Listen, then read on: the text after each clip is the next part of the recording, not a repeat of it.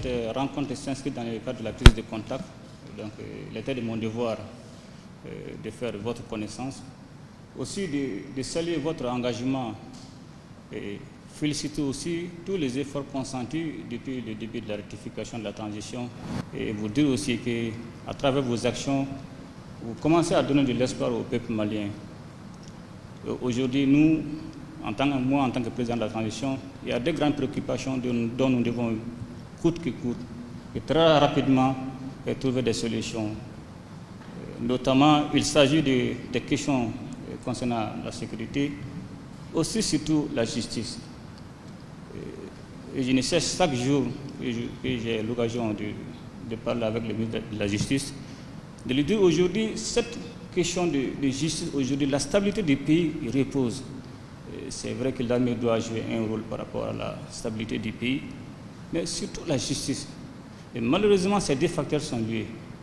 On a beau maintenir la sécurité, tant qu'il y aura l'injustice, tant qu'il y aura l'impunité, nous allons toujours vivre les mêmes problèmes d'insécurité, voire du banditisme, du terrorisme. Et puis jamais avoir un État fort, ça a une justice forte.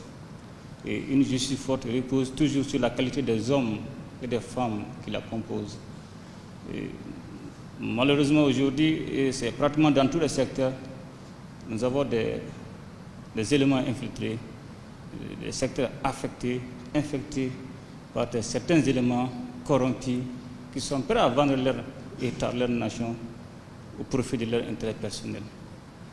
Raison pour laquelle nous avons besoin d'avoir des magistrats déterminés, des magistrats engagés, des magistrats qui sont prêts à prendre des risques pour sauvegarder l'intérêt supérieur, l'intérêt de la nation.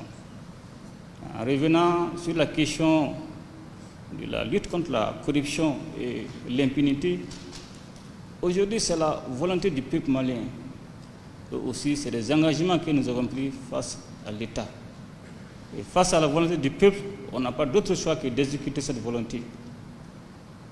Et regardez aujourd'hui l'état de nos routes, et regardez beaucoup de contrats sont signés au détriment de l'État. Regardez, à 1 kilomètre d'ici, les gens n'ont même pas à boire.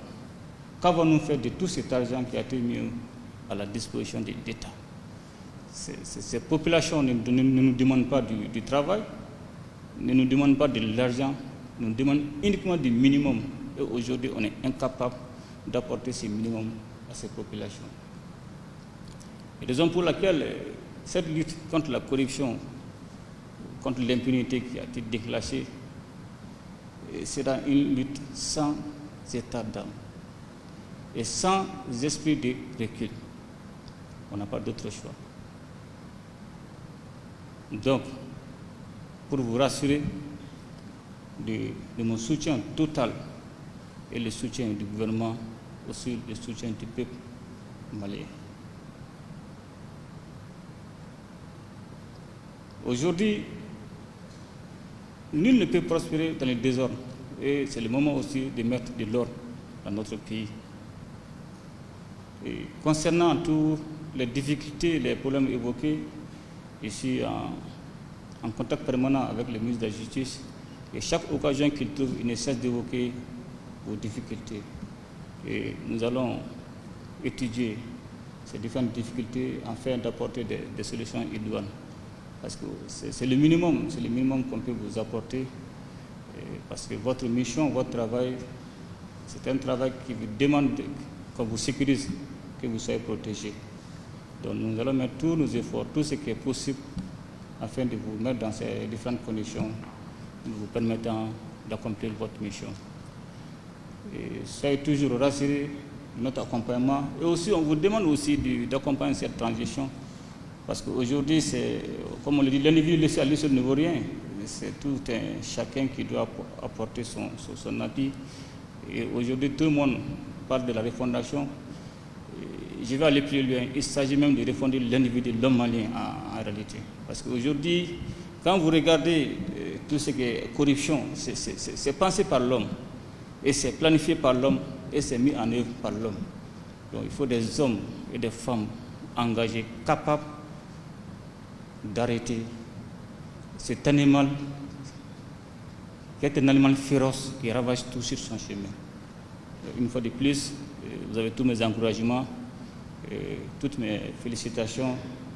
Je vous encourage à prospérer, à être déterminant. Et surtout, cela ne peut pas aller sans prise de risque. Et si c'était facile, on n'allait pas se retrouver ici.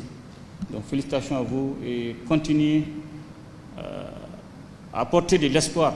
Parce qu'aujourd'hui, vous avez cette opportunité, la chance de donner espoir au peuple malien.